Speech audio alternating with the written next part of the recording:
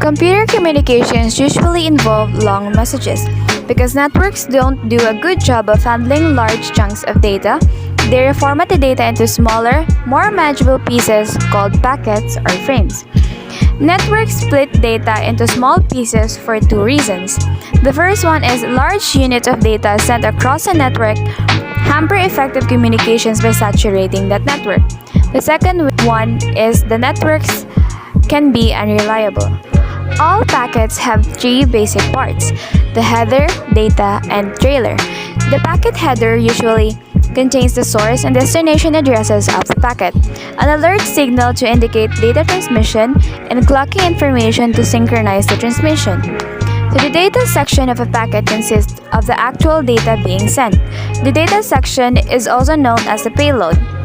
The packet trailer contains information to verify the validity of the packet's contents. Packet creation. So when an outgoing data stream enters the OSI model, it is a complete message. The transport layer splits it into segments. So as the transport layer splits the data into segments, it includes sequence information that allows the transport layer on the receiving computer to put those segments back together in the right order. When a segment reaches the network layer adds its own header information and the data is called a packet. At the data link layer, a header and trailer is added and the packet becomes a frame. When the data reaches the physical layer, it includes information from all of 6 other layers. A packet is usually addressed to only one computer and is called a unicast packet. So special packets called broadcast packet are created for all computers on a network. Multicast packets is also a special packet that are created for any computers on a network that listen to a shared network address. Protocols. So protocols are the rules and procedures of communicating. For two computers to communicate, they must speak the same language and agree on the rules of communication. When a set of protocols work cooperatively, it's called a protocol stack or protocol suite. The most common protocol stack is TCP/IP, the Internet Protocol Suite, as well as the IPX/SPX. Within any protocol stack, the different levels map or correspond to their function in the OSI model. There are two methods of delivering data across a network: the connectionless and the connection-oriented. So protocols that use connectionless delivery place the data on the network and assume it will get through. Connectionless protocols are not entirely reliable. So however, connectionless protocols are fast because they require little overhead and don't waste time establishing, managing, and tearing down connections. Packets in connectionless communication are referred to as datagrams. Connection-oriented protocols are more reliable and consequently slower. When a connection-oriented protocol is used, two computers establish a connection before communications begin. With a connection established, the data is sent in an orderly fashion. As each packet reaches the destination, its receipt is acknowledged. This procedure ensures that all the data is received and is accurate, or that suitable error messages are generated when successful communications do not occur within a reasonable time period. So the devices called routers are responsible for this process called routing. Protocol suites that do function at the network layer are called routable or routed protocols, whereas protocol suites that do not encompass the network layer are called non-routable. A protocol suite's ability to be routed or not has a major impact on its effectiveness in a large-scale network, commonly called an enterprise network. Most protocols can be explained or positioned in terms of the OSI model's layers, even though they not may exactly onto that model layer for layer. So there are 3 major protocol types, which is the application, transport, and network. Network protocols provide addressing and routing information, error checking, retransmission requests, and rules for communicating in some particular networking environment. The services provided by the network protocols are called link services. Some network protocols include Internet Protocol version 4 or IPv4, Inter-Network Packet Exchange IPX and Novel IPX ODI Protocol or NWLink, and NetBEUI, and the Internet Protocol version 6 or IPv6. Next is the transport protocol. So transport protocols handle data delivery between computers. Some of the most widely used transport protocols are Transmission Control Protocol, TCP, Sequence Packets Exchange, the SPX, and NWLink, and lastly the Net BIOS and Net BEUI. The application protocol operate at the upper layers of the OSI model and provide application-to-application services. Some of the more prevalent application protocols include Simple Mail Transport Protocol or SMTP, File Transfer Protocol FTP, Simple Network Management Protocol SNMP, Netware Core Protocol NCP, and the AppleTalk File Protocol or the AFP. Common protocol suites. A protocol suite is a combination of protocols that work cooperatively to accomplish network communications. The most common of these protocols are TCP/IP, NWLink IPX SPX, NetBIOS or NetBEUI, AppleTalk, DLC, XNS, DECnet, and X.25. Transmission Control Protocol or Internet Protocol. The TCP/IP suite, sometimes called the Internet Protocol or IP, is the most commonly used protocol suite in the networking world. The TCP/IP enable easy communication across platforms and provide the basis for the global internet. Internet Control Message Protocol or ICMP is a network layer protocol used to send and control messages. Address Resolution Protocol or ARP is another network layer protocol used to associate a logical address to a physical address. The Transmission Control Protocol or TCP is a primary Internet Transport Protocol. It accepts messages of any length from the upper layer protocol and provides transportation to a TCP peer on a remote network station. The User Datagram Protocol or UDP is a connecting transport layer protocol. Its reduced overhead makes it generally faster, although less reliable than TCP. The Domain Name System or DNS is a session layer named to Address Resolution Protocol. A DNS server keeps a list of systems names and their associated IP address. File Transfer Protocol or FTP, an upper layer protocol, works cooperatively at the session, presentation, and application layers. FTP provides services for a file transfer as well as directory and file manipulation services. Telnet is a remote terminal emulation protocol that operates on all three upper layers and is used mostly to provide connectivity between the similar systems. Similar Mail Transport Protocol or SMTP provides messaging services to the TCP/IP suite. SMTP is the basis for most email that travels across the internet. So, the Routing Information Protocol or IIP.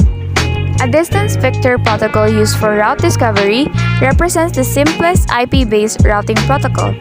RIP operates at the network layer to gather and exchange information about network routes and status. So the last one is the Open Shortest Path First or OSPF is a link state routing protocol used by routers running TCP/IP to determine the best path through a network. IP addressing.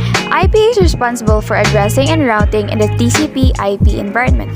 IP addresses are logical addresses which are 32 bits or 4 bytes long.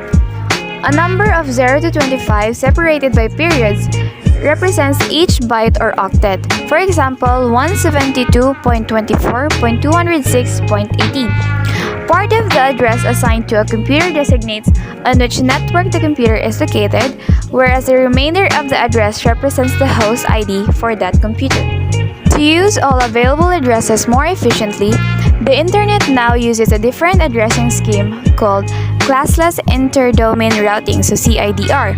Now, when addresses is assigned, the network and the host demarcation is not always made on octet boundaries, but rather may be made in a specific number of bits from the beginning of the address. IP uses an address subnet mask to determine which part of the address denotes the network portion and which part denotes the host. In a subnet mask, a binary 1 signifies that The corresponding bit in the IP address belongs to the network portion of the IP address. In a binary 0, the subnet mask signifies that the corresponding bit in the IP address belongs to the host portion of the address. Each of the three address classes has what's called a default subnet mask that uses the decimal number 255 for each octet in the address that corresponds to the network portion of the IP address. There are four different kinds of binary calculations. The first one is converting binary and decimal. The second one is converting between decimal and binary. The third one is understanding how setting high-order bits to the value of 1 in 8-bit binary numbers corresponds to specific decimal numbers. And the last one is recognizing the decimal values for the numbers that corresponds to low-order bits when they're set to the value of 1. Network Address Translation or NAT.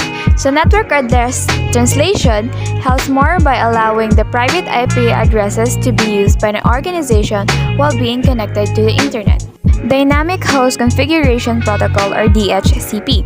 This was developed to make the process easier in using TCP/IP in a large network include the detailed configuration of all devices, keeping track of assigned address and to which machine they were assigned and so forth.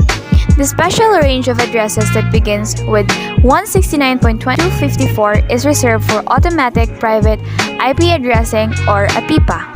Internet Protocol version 6 or IPv6. And IPv6 is at 128 bits in length compared to the 32 bits in IPv4. IPv6 incorporates the IP security or IPsec protocol that must be added to an existing IPv4 network. IPsec provides authentication and encryption. IPv6 is auto-configuring, which means there is no IP address to assign and no subnet mask to determine. Two types of auto-configuration are available in IPv6, which are the stateless auto-configuration is the simplest, and the stateful address relies on a DHCP server, just as with IPv4.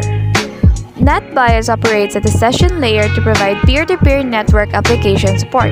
It is a connection-oriented protocol responsible for establishing, maintaining, and terminating network connection. It can also use connectionless communication if necessary. NetBIOS is a non-routable protocol, but it can be routed when using a routable protocol for transport. While NetBEUI is a small, fast, non-routable transport and data link layer protocol designed for use with NetBIOS on a small networks. NetBEUI's speed and size also make it good choice for slow serial links.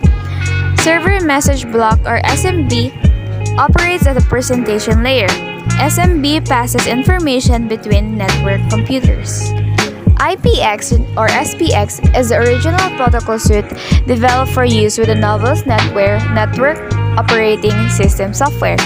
NWLink is the Microsoft implementation of the IPX-SPX protocol suite used by Novell's NetWare and Intranetware.